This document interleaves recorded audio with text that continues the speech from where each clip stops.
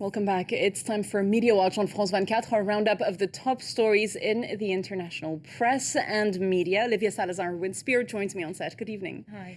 And we're starting in North Korea. The country's opening its doors to foreign journalists. That's a very rare occurrence. Yes, we've got about 50 foreign journalists who are in North Korea right now and providing the Western mainstream media with pictures that we've never really seen before. It's very hard to get a peek into the country. Absolutely. Hardly anyone knows what it looks like. Exactly. So they're only there, of course, for a special occasion. It's not that they've just opened the doors. It's not floodgates that have opened. They've been invited for this satellite launch. Now, Pyongyang's announced they're launching a satellite between April 12th, Thursday, and April 16th to mark what would have been the 100th birthday of Kim Il-sung, the grandfather of the current leader, Kim Jong-un, and the founder of the communist state. This is a big cause for celebration for them.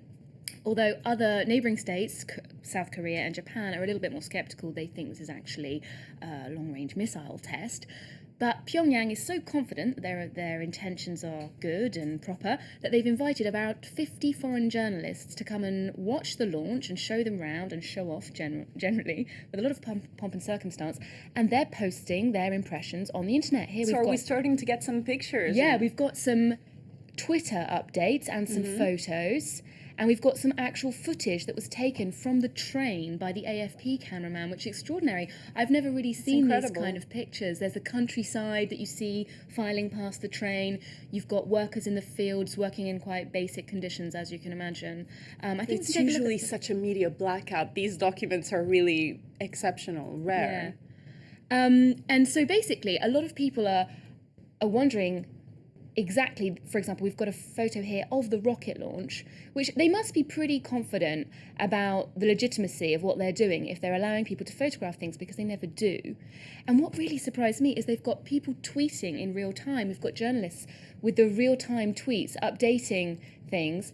We've got the woman from AP, for example, talking about the celebrations in Pyongyang. She's saying that everything's all very festive, everyone's really excited. And the guy from the BBC, actually a little bit more sceptical, saying that during the question and answer session, they evaded any of the difficult questions. For example, someone asked, are satellites more important than food? And that question went unanswered. All right. So obviously it's not an opening up of the country, but still it allows us to get a peek, and at least it allowed someone to ask the question. Yeah, so softly, I think, for North Korea. Next, I mean, I'm sure I know a lot of journalists, in fact, feel they're invested with a mission, a lifelong mission, but these people are taking it one step further.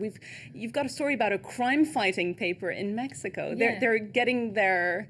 They really are prepared to dice with death. Now, this is a tiny, tiny local paper called the Rio Doce. Actually, I'm going to start off by showing you their website. And from their website, you can see this is not a paper with a lot of resources.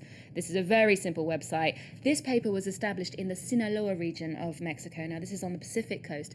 The Sinaloa region is much more famous for its drug cartel than its regional press. The Sinaloa cartel and the Zeta cartel are the two most powerful drug cartels in Mexico. And it's an incredibly dangerous area for journalists to work. So this, and yet they're getting down and dirty, and so to speak, absolutely. and really getting into this fight. Established with the sole objective of uncovering drug-related crime. Now, it was established by 4 reporters in 2003 because they felt that things were becoming brushed under the carpet, as it were. You know, there seemed to be a culture of silence that had developed in Mexico around drug-related crime, and that the war on drugs was being lost, journalists were being murdered or going missing, and they felt that someone, albeit a tiny regional paper, needed to start covering these stories that police or national reporters were ignoring.